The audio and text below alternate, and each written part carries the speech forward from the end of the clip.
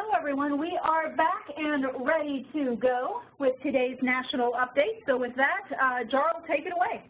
Hello, everyone, and thank you for joining us this afternoon or morning, depending on where you are in the country, for an update on the organizational standards and ROMA.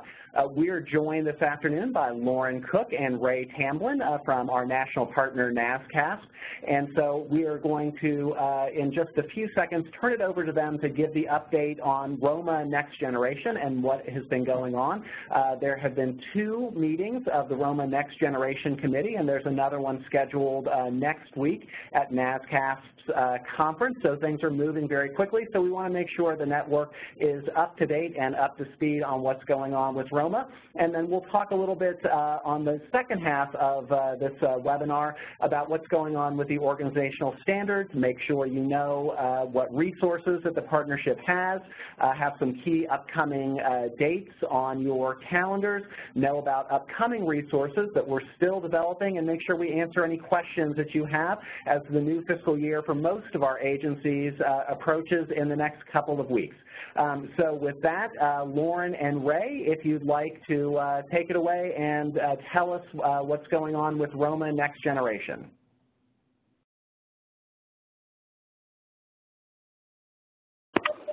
Yes, we would love to. This is Lauren Cook. I'm the CSBG team lead at NASCSP, and I'm joined here with Ray Tamblin, our Research and Communications Program Analyst. So to start off, I'd like to give an overview of our progress with ROMA Next Generation, and then I'll be turning it over to Ray. So as Charles stated, we did launch a ROMA Next Generation work group in mid-August, and that's in partnership with the Office of Community Services. We've been really excited to get together a great group of people to help us really push ROMA to the next level and define what we will be as a network in the next 10 years. So this group has convened to inform, advise, and assist in developing the final elements of ROMA Next Generation, and also assist NASCSP and OCS in garnering feedback from the CSBG network on proposed changes and enhancements. And to comprise this work group, we have representatives from OCS, NASCSP, the partnership, CAPLA, NCAP, the nationally certified ROMA trainers, and then we also have representation from 8 local agencies, 4 state associations, and 3 state agency representatives. So as Charles told us, we did have our first meeting, official meeting at the CAP convention, which was a meeting to discuss the national theory of change. And we were able to get a lot of feedback and discuss some possible revisions, which we're in the process of working on right now. Next week when we meet in Sacramento, the topic of the meeting will be community level work within the network, and also taking a look at our 6 national goals to start thinking about ways to revamp or revise them.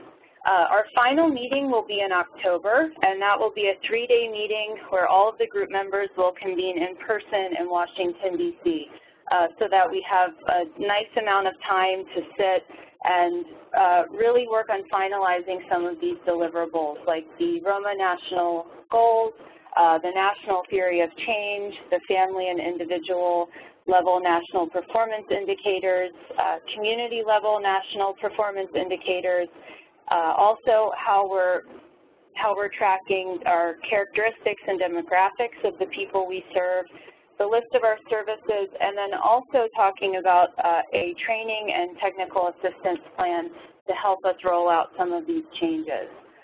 So as we keep progressing, we'll make sure to keep everyone updated. And now I'll go ahead and turn this over to Ray. Hi, everyone. As Lauren mentioned, this is Ray Tamblin, the Research and Communications Analyst at NASCSP. And for those of you who've been heavily involved with the CSBGIS, I'm happy to tell you all that the data for 52 states, which is all 50 states plus DC and Puerto Rico, has been finalized. It is done for the year. Congratulations, everyone. Production will begin on the aggregate level for us at NASCSP on the annual report, as well as the associated resources. I know some of you are eagerly waiting for the state fact sheets, and we will be producing those relatively rapidly after the NASCSP Conference next week.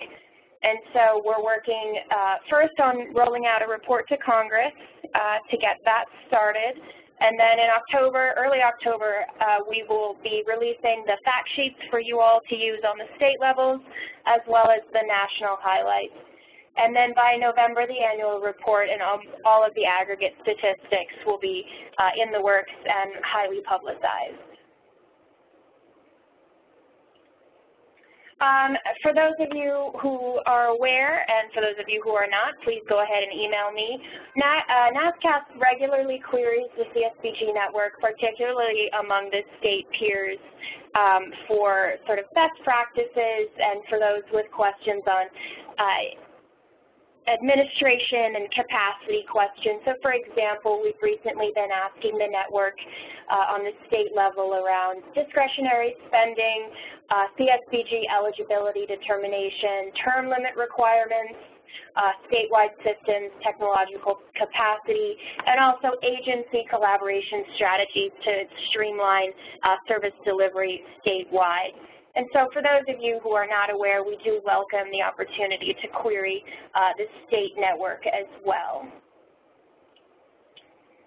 We're also working closely in collaboration with our national partners. For example, some of you attended our earlier webinars on the organizational standards, which we did with CAPLAW, the partnership, OCS, and NASCSP staff. And then we recently did a webinar on social media and sort of how-to and some notes from CAPLAW on how to not get in trouble for doing it. So for those who haven't watched those recordings, they're available on both the partnership website and the NASCSP website.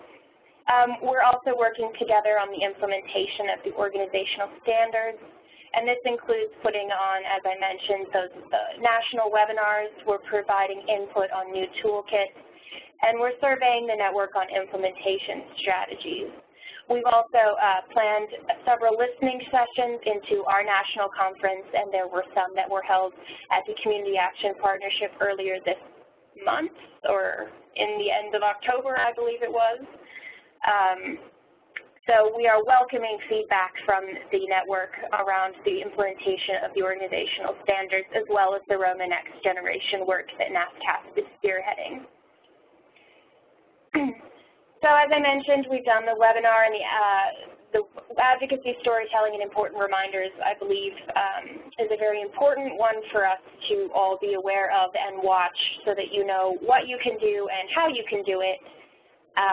And we've also, speaking of advocacy, recently just provided some local data to NCAF, the partnership, and CAPLAW to assist with critical advocacy efforts on the Hill.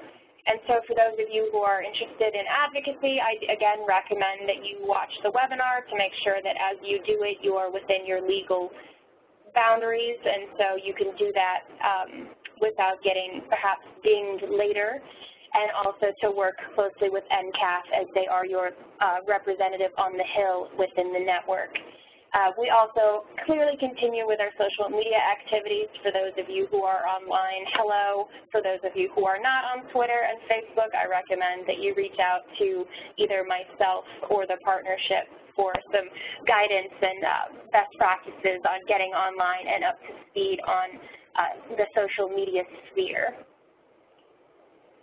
At our national conference, for those of you who are attending, we look forward to seeing you. And for those of you who are not, you can feel free to follow along at #NASCSP15, so we will have regular updates for you that way as well.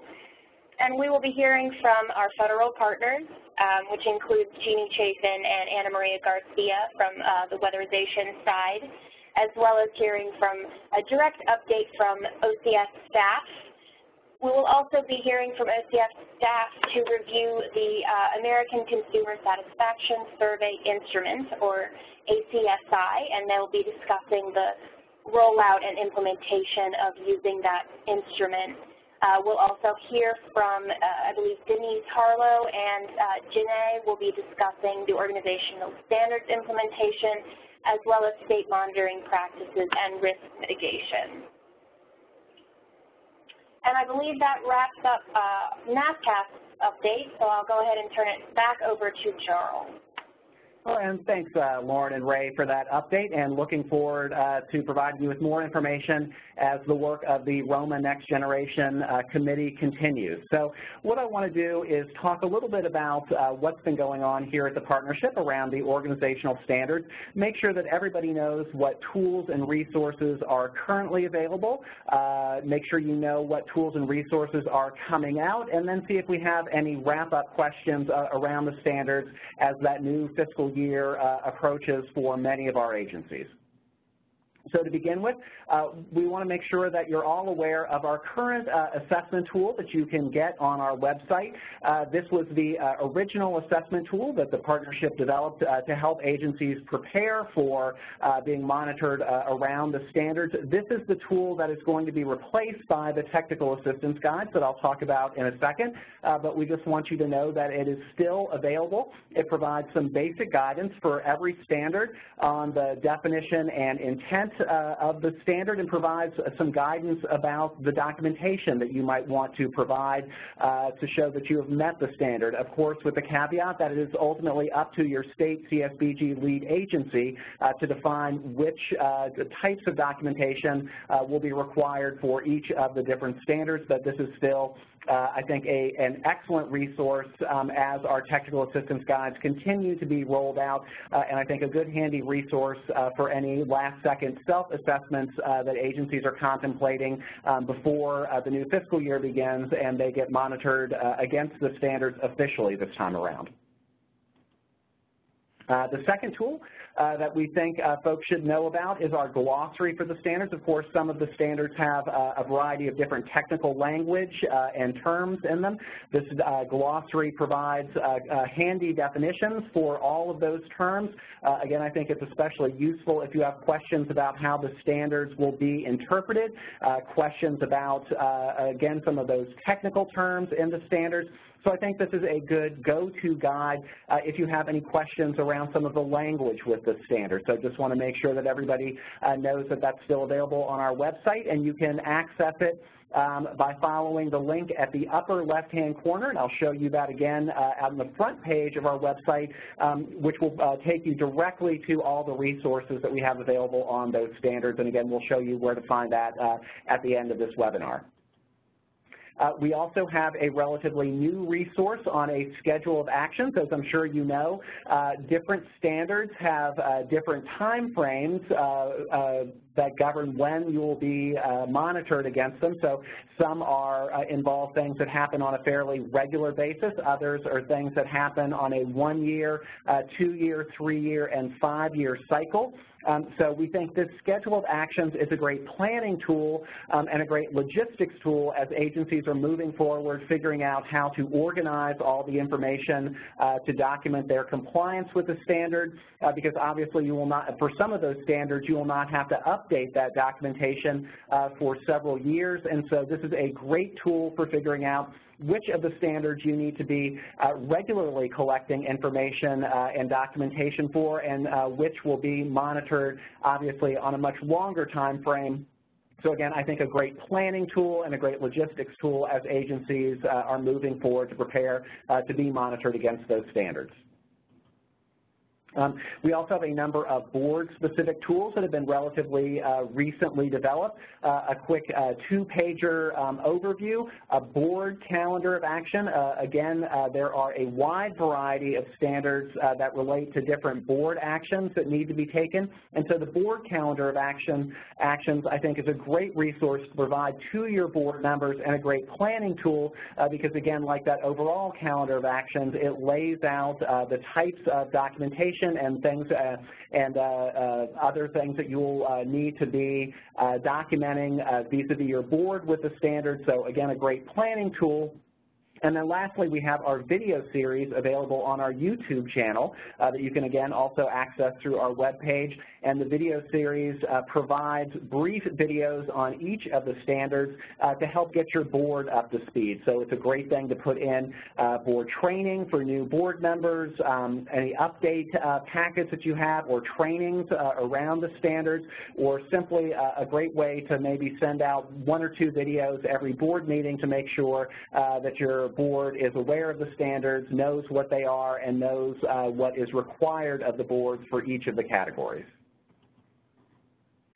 We also have some helpful tools for states. So again, a state assessment tool similar to our assessment tool for agencies. So that's available for state offices. And again, that lays out, we think, a fairly simple but hopefully helpful sheet to track monitoring and compliance with the standards.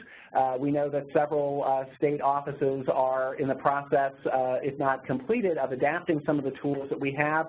And again, if you're looking for what, if you have not seen the tools that your state office will use to monitor agencies, I think this is a good, hopefully close to the mark example of what will be used in terms of keeping track of compliance with the different standards, and I think also just a helpful tool that agencies might find of assistance in thinking about how they go about the documentation process. And again, another screenshot of some of the additional tools. Again, a tracking form for that documentation for technical assistance plans related to the standards. So if there are any issues with compliance in the standards, this is a tool to help states, again, track their technical assistance plans, what actions will be taken, who is responsible for what, the general timeline. So again, I think a helpful tool for state offices when it comes to those technical assistance plans. What we want folks to be especially aware of is our series of technical assistance guides. You've probably heard about us talking about these in the past. We are in the process of rolling out those guides and attendant webinars. So again, we will have one technical assistance guide for every category of standards, and we are already a good portion of the way through the webinar series that we have for each of those guides. So in addition to the guides themselves, we have 1-hour webinars that talk about how to use the guides, and the content of the guide. So again, a great resource, and those videos as we go through the webinars are also archived on our webpage, so you can use them again for board training, for helping staff prepare for the monitoring process, and similar activities. So to give you a quick overview of what's in those technical assistance guides, we already have the guide for Category 3, the Community Needs Assessment, up, and we are working diligently to finish editing a number of other guides that should hopefully be posted within the next week, so it's a good idea to continue checking our webpage for updates to those guides. But there are 2 primary purposes for these guides. So the first purpose is to help agencies with the definition, intent, and documentation of the standards. So you saw that earlier assessment tool that the partnership had developed, and so this is really the follow-on technical assistance support to that. We go into a lot more detail, again, about the definition and intent of each of the standards. So for each of, in each of those guides for each of the standards, you'll see Section A and Section B that goes into a deep dive around technical terms, the intent behind the standard, covers more of the technical information, which especially for standards around finance, HR, data, there's often a significant amount of information in addition to the standards themselves, and so these guides are try to provide, again, a little bit more background about the technical terms and activities related to the standards. And then Section B covers the interpretation and documentation. So we try to provide answers to some frequently asked questions about how the standards will be interpreted and suggestions for ways that you might document the standards, although, again, obviously, what counts as documentation is ultimately up to your state office. Now, the second objective for our technical assistance guides is to provide resources to help agencies go beyond compliance. So For every standard, you'll also see a Section C and D. And Section C provides information that are typically a series of diagnostic questions that your agencies can use to ask not only if you've met the standard, but are you going beyond compliance, what are best practices, common practices that agencies should aspire to if you've not already implemented them. That aren't just meeting the standard, but ways that you can go beyond compliance to make sure that your agency is looking at, again, the most up-to-date best practices around all the activities, management, and operations related to those standards. And so we are suggesting in these guides that agencies take a little bit of extra time to do a quick assessment, again, not just of whether they meet the standards, but how well they're doing related to the activities that those standards cover. Again, using these resources provided in those sections C and D to have a discussion around those diagnostic questions, review the activities related to the standards, make recommendations to the agency leadership about how they might improve agency operations, and then conduct a brief rating based on a 1 through 5 point scale that we provide you at the end of every technical assistance guide to benchmark how your agency is doing, and again provide you something to refer back to in the out years as you continue to assess your compliance with the standards, to make sure that agencies are always asking themselves what more can we do, how can we improve performance, and generally build the overall capacity of the agency in terms of its management and operations. So you see here some page pullouts of the various toolkit sections. And again, sections A and B are those resources related to documenting compliance with the standards. And so that's what every agency will have to do. And those resources C and D are voluntary capacity building resources. So it's not something that is required of every agency as they go through the first monitoring process, just something we strongly suggest that agencies consider to take a little extra time to do that assessment, to answer some of those diagnostic questions, to ask what is your agency doing in terms of overall performance around the management and operation activities related to the standards, and then hopefully make some recommendations about how agencies can improve their performance. So again, the technical assistance guide includes those additional capacity building tools, but we want to be clear that these are designed only for internal use of our agencies. They are not officially part of the state office assessment, so this isn't something that's required to go through that additional evaluation of your performance.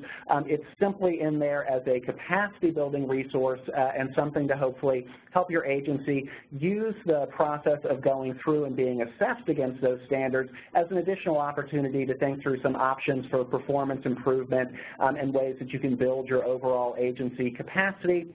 And also a chance to look at some best practices from across the network that we've pulled together that agencies might consider implementing if it makes sense.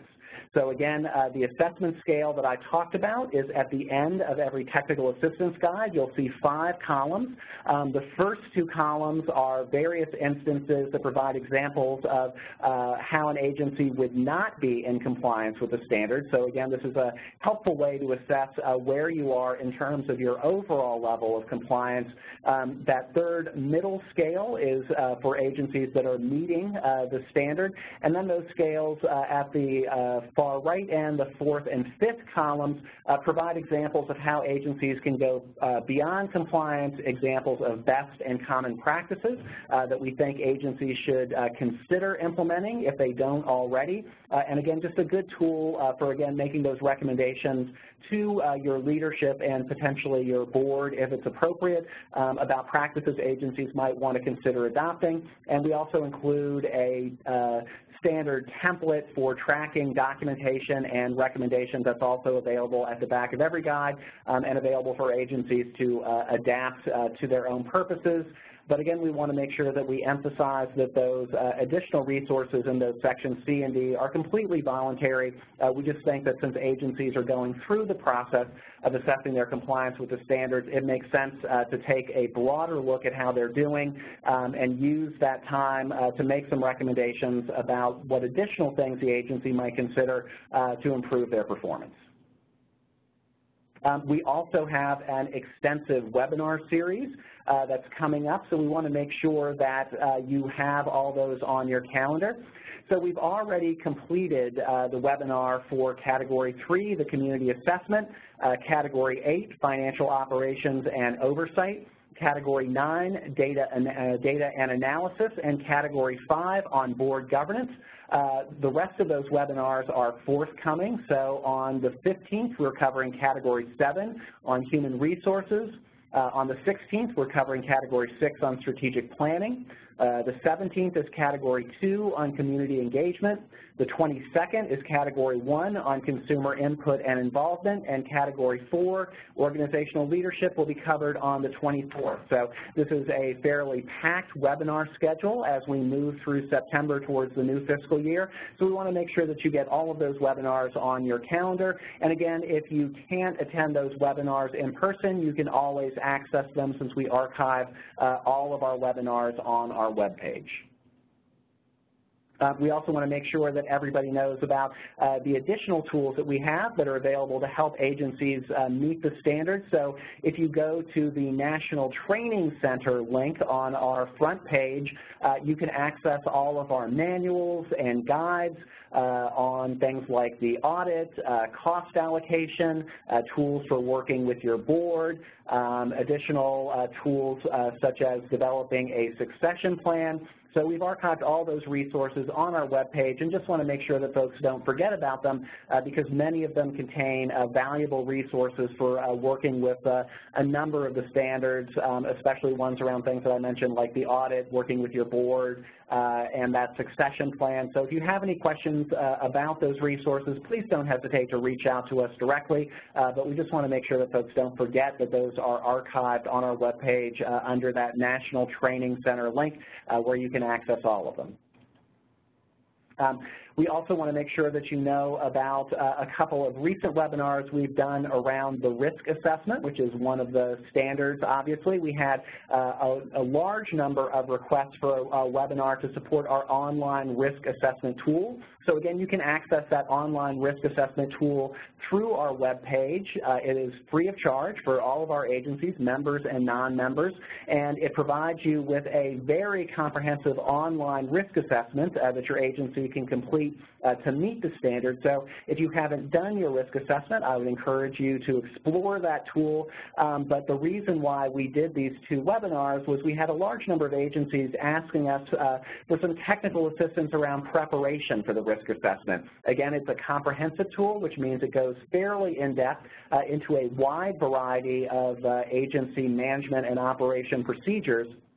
So the first webinar, which has already been conducted and again is archived under our National Training Center webpage, talks about how agencies should prepare to go through that risk assessment process. So which staff should participate, what type of documents that you want to have accessible to be able to answer the questions that the risk assessment asks you, and other tips and some tools for how to actually go through that risk assessment process, since again it is fairly involved and takes a fair commitment of time for an agency to go through. And then we did a second webinar also in response to some requests from our membership that we provide some resources around what to do once you've gone through that risk assessment process. So that webinar provides you with some tips and suggestions and answered a wide variety of questions from agencies that were on the call about how to address issues that were flagged during the risk assessment and how to do follow-up work, again, to make sure that agencies are responding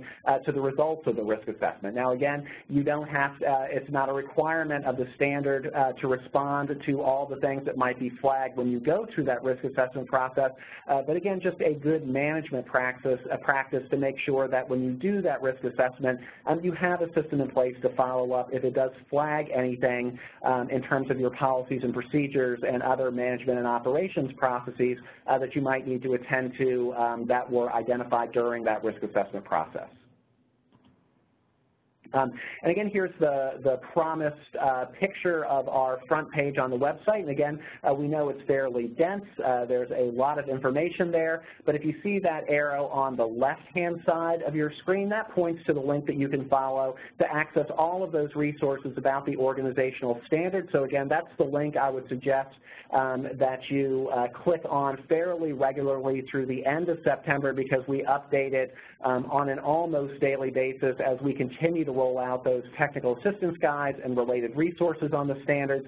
And then that arrow on the right-hand side takes you to the National Training Center, where we archive all those other manuals, guides, and all the webinars that we do here at the partnership. So you can find all those resources, including the link to the risk assessment, by following that link on the right-hand side to our National Training Center. We also have our CSBG TT&A Resource Center. You can also access that, again, by following that link to the National Training Center. And this is where we keep a wider variety of resources. These are resources gathered from across the network and in other places as well. So there are a huge number of manuals, guides, reports, and similar resources that you can find here that we've archived. We also have a database of consultants that have been vetted by the partnership that you can access for a wide variety of technical assistance support. They're organized by the type of TA that they provide. So if you're looking for a consultant to help you either with particular aspects of the organizational standards or in general, this is a great one-stop shop for a wide variety of resources. The Resource Center also contains a training calendar, so we try to keep up to date with trainings both at the partnership and across the network, a discussion forum where agencies can ask questions about things that are going on in the network related to the organizational standards, ROMA, and other issues.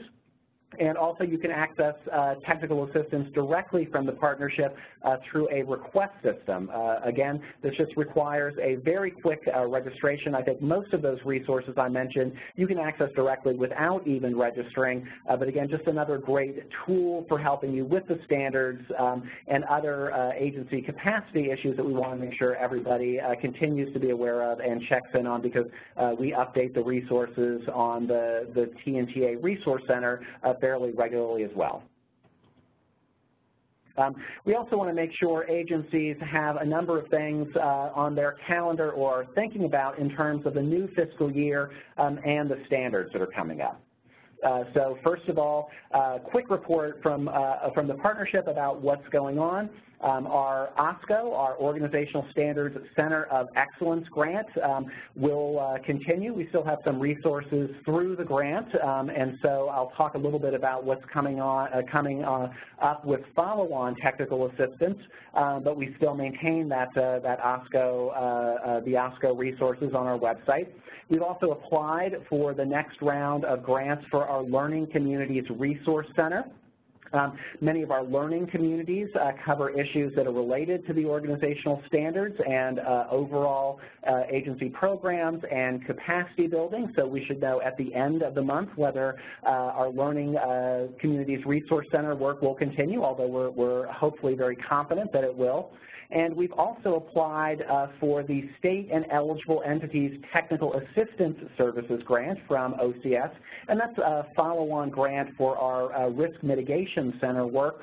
And that specifically will be working with up to 9 state offices to review the monitoring systems that are in place at the state level, look at how they're working, work with some agencies that are in crisis, and use that assessment process to make recommendations about how states can improve their overall monitoring systems. So again, we'll find out about that grant at the end of the month, and so we hope to continue the work started with our Risk Mitigation Center through that CTOS grant. We are also in the process of working with the White House Rural Council Rural Impact Project on 2-generation approaches to poverty. So if your community action agency works in a rural area, we just want you to know about this particular initiative and know that we will be disseminating information and resources developed through that initiative to our agencies that work in rural areas, again with a focus on those 2-generation approaches to ending poverty. And then lastly, want to make sure folks are aware about our follow-on technical assistance for the organizational standards. So once we finish our series of technical assistance guides, we surveyed the networks, state associations, and RPICs to identify the top technical assistance needs related to the organizational standards, and the top two were requests for additional technical assistance support around strategic planning and the needs assessment process. So we just wanted you to know that that is what is next up in terms of developing T&TA resources for the organizational standards. So shift away from the standards themselves to the activities the standards cover.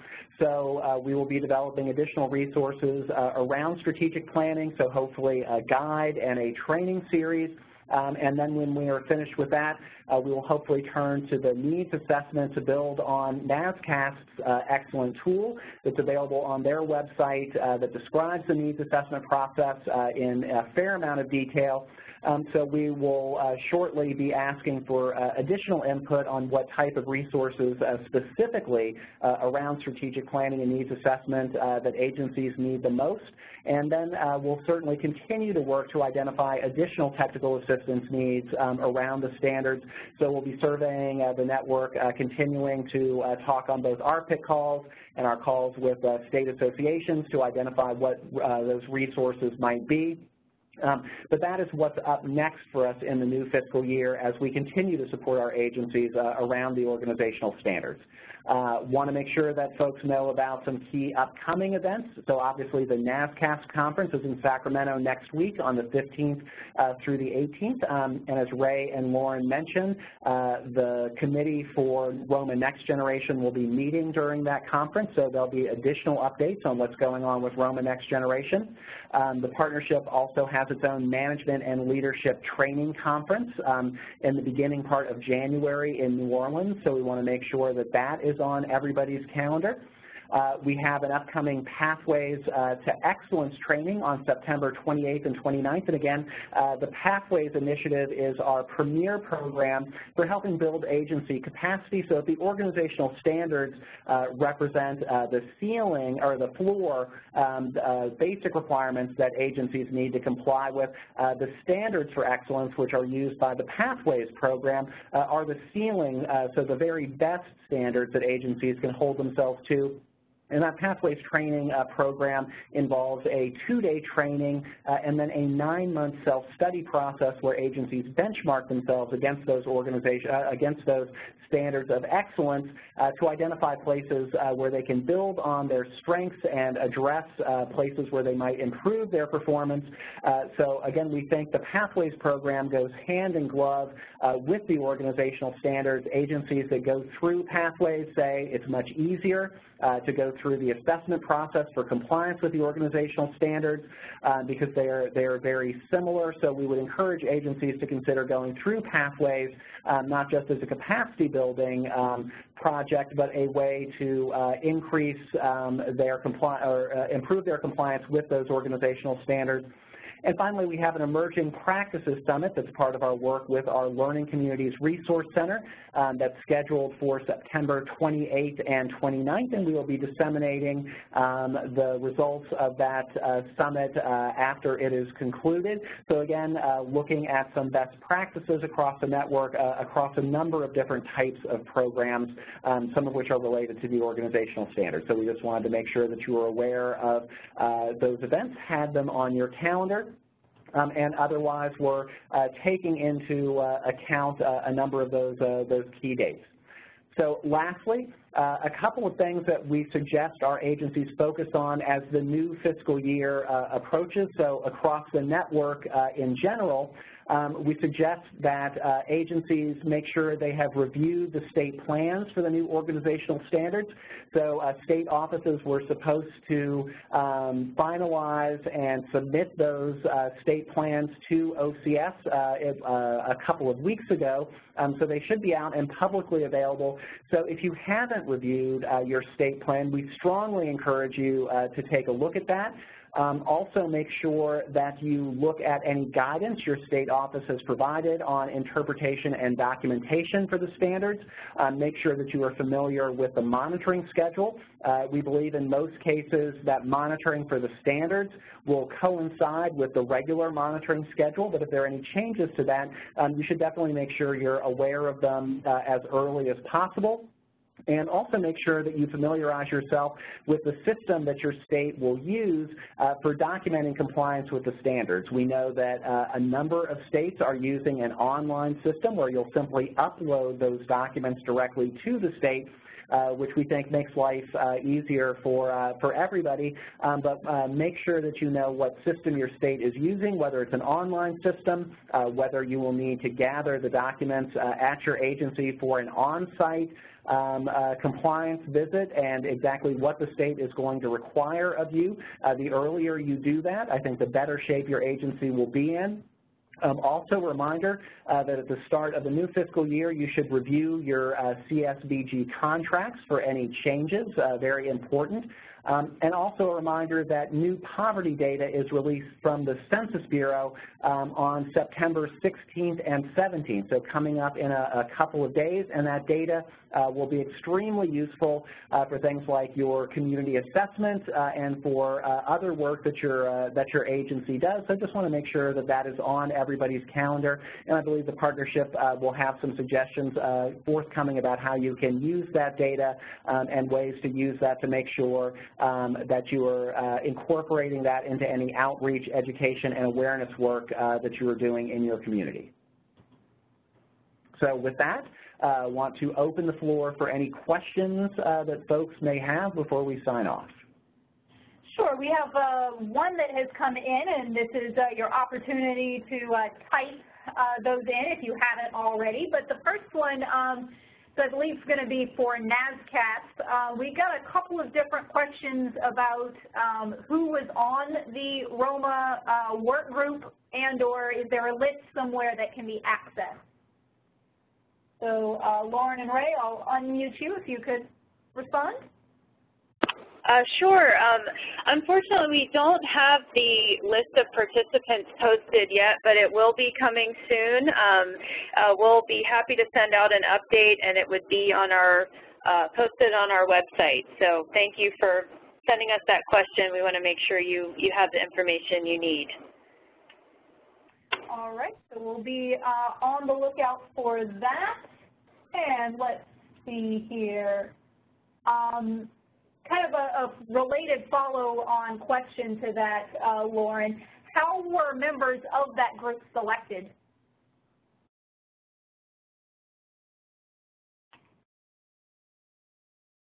Oh, you may have. Hi, sorry, realized I was talking and we were muted. This is Ray Tamblin. The members of the ROMA Next Generation Committee were selected from, we wanted to make sure there were representatives from all of the regions. We have representatives from local agencies, from state associations, and the state lead agencies as well. So some of them were selected from people based on their history of participation and engagement, so long-term or long-time thought leaders around the ROMA Next Generation work. Many of you are familiar, for example, with Barbara Mooney. She's a key participant as well. And then we also engaged the network during the ROMA Next Generation conversations in the last couple of years.